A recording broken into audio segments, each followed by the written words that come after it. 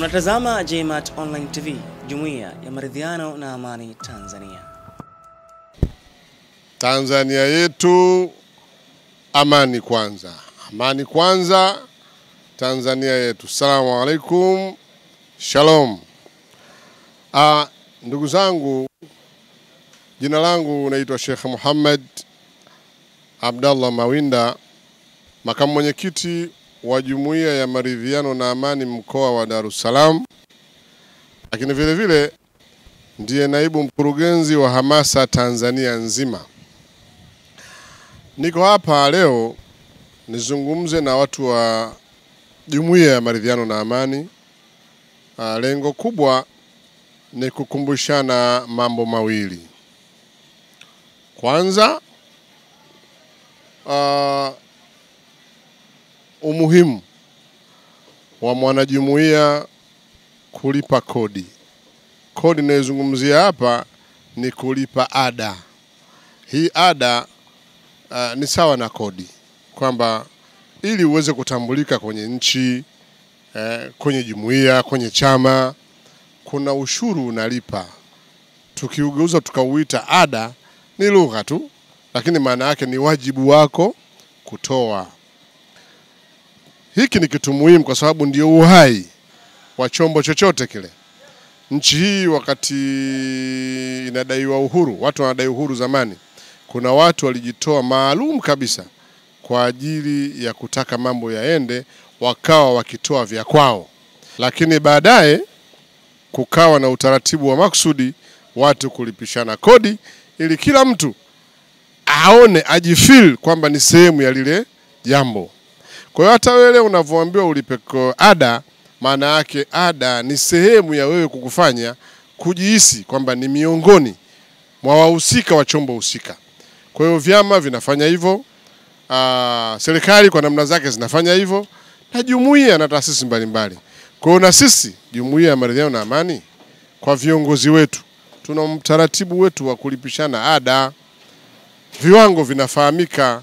Wapo wanaolipa shilingi 50,000 kwa nafasi zao, na wapo wanaolipa shilingi 30,000 kwa nafasi zao. Tuna wajibu wa kufanya hivyo ili hiki chombo kiweze kusogea mbele. Kila siku mambo ya kujitolea inakuwa sio sawa. Kuwe na utaratibu na inafahamika, na wenzetu washaanza na wanafanya. Sasa kuyaenzi maagizo ya mwenyekiti wetu wa taifa Sheikh Daktari Alhadi Musa Salum kule Arusha, na katibu wake Dr. Maasa, wao walisema na walituagiza kwa pamoja kwamba kila mkoa kutoka kwenye mkutano huu ukafanye kazi ya kukusanya ada za wanachama wetu wa maridhiano. Kila mkoa, maana yake kila tunavyozungumza mkoa ni mkoa wenyewe, wilaya na kata. Kwa hiyo nichukue fursa hii kuwakumbusheni ndugu zanguni, mambo haya hajaanza Sheikh Alhadi Musa wala Dr. Maasa. Mambo haya ameanza Yesu na waliomtangulia, Mtume Muhammad naye vile vile. Kwa pamoja wameyafanya hayo. Kwenye Injili ya Mathayo sura ya 17 mstari wa 24, 25 na 26, Yesu na Petro wakiwa kule Kapernaum, na wao walilipa ada. Ni vitu vya kawaida tu, kodi zinalipwa, wanafahamu hayo mambo. Kwa hiyo vitu hivi vinavyofanyika si kwamba vinafanywa kwa bahati mbaya, ni ada, ni vitu vya ndio umoja, ndio kuthaminika. Yaani wewe ulipi kodi maana yake utambuliki. Kwa hiyo na wewe ulipi ada maana yake utambuliki. Kwa hiyo wewe viongozi, wewe kiongozi wetu wa mkoa, kiongozi wetu wa wilaya, kiongozi wetu wa kata, huu ni wajibu wako. Na si wewe kuwaambia watu walipe kodi, hapana, walipe ada, hapana, na wewe mwenyewe ulipe ada. Usifanye kile cha kuamrisha wenzio kufanya mambo, wewe mwenyewe ukawa ufanye, unakuwa umetuangusha. Atamuruna an-nasa bil birri wa tansawna anfusakum wa antum tatluna al-kitab afala taqilun. Mnawaamrisha watu mazuri na nyinyi wenyewe hamuyafanyi, mna akili sawa sawa? Kwa hiyo ufikiri. Kwa ni lazima ifike mahala watu wafanye wajibu wao ambao ni huo, ili nini? Tuweze kwenda pamoja. Chombo hiki ni kikubwa, na sipendi wewe kikuache nyuma. kwa sababu kutokulipa ada maana yake umejiondoa kwenye jumuiya yetu. Kwa hiyo lipa, hata kwa mfumo wa taratibu, lipa ada, lipa hata kwa pamoja, lipa. Yeyote yule ambaye anajua mimi ni mwanajemat ana wajibu wake, kwa sababu hakuna haki bila wajibu. Kwa kila mmoja wetu ana wajibu. Kama una haki wewe ya kuwa mwanajemat, una haki ya kushiriki mikutano yetu na shughuli zetu, vile vile una wajibu wa kulipa ada na michango yote unayotakiwa kuifanya ili jumuiya iweze kusogea mbele. Na hii ni katika tabia njema. Yesu katika 11:29 Mathayo anasema, jifungeni nira yangu, mjifunze kwangu, kwa kuwa mimi ni mpole na mnyenyekevu wa moyo. Tabia ya Yesu nimeshakutajia hapo. Kila alipotakiwa kufanya la wajibu wake alilifanya. Wote kwa unamfuata nani usipoyafanya hayo? Mtume Muhammad yeye anasema inama bu'itu li utamima makarim al akhlaq. Mimi sikuja katika dunia hii isipokuwa kutimiliza tabia njema. Tabia njema ndo maisha, ndo kila kitu. Huwezi kuamiliana na mkeo vizuri kama una tabia njema. Watoto wako hawezi kukuelewa kama huna tabia njema.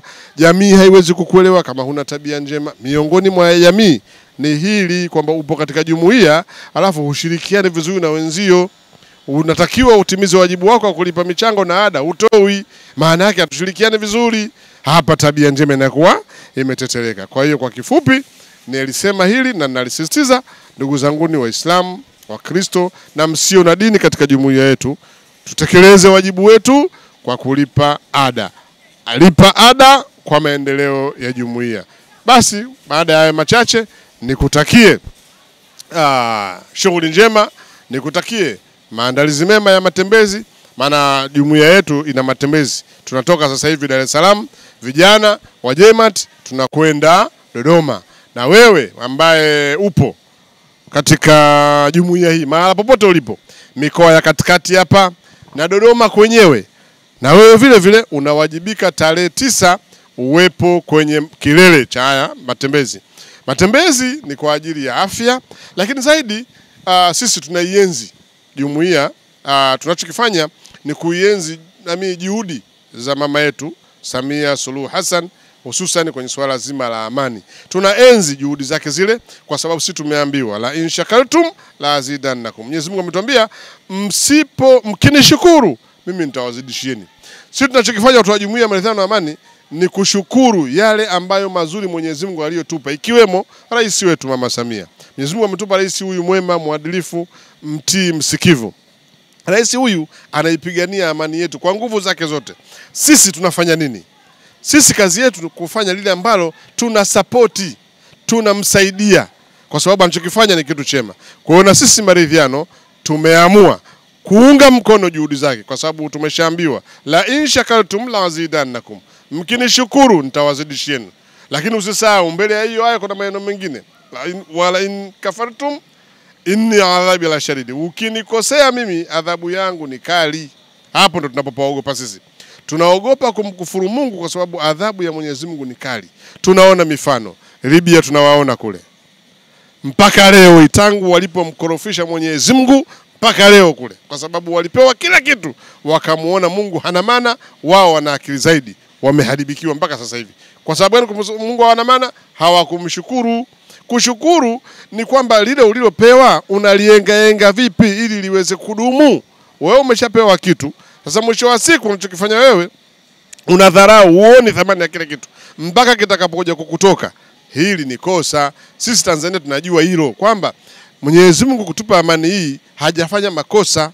Kwa hiyo jukumu letu sisi ni kumuunga mkono Mheshimiwa Rais, kuunga mkono walio pembeni yake wanaomsaidia, ili tuweze kwa pamoja sisi na wao tuitunze hii amani. Ni jukumu letu sisi.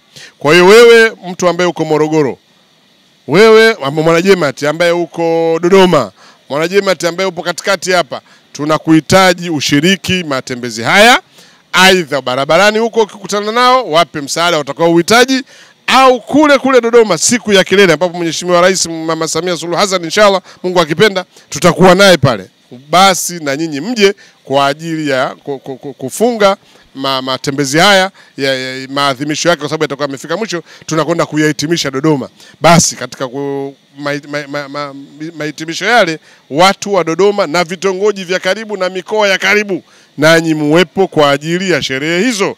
Kwa hiyo ni mambo mazuri ambayo tumepewa sisi na Mwenyezi Mungu, tunamshukuru na ni wajibu wetu kuyaenzi. Wallahu waliyu tawfik. Assalamu alaykum wa rahmatullahi wa barakatuh. Tanzania yetu, amani kwanza. Unatazama JMAT Online TV, Jumuiya ya Maridhiano na Amani Tanzania.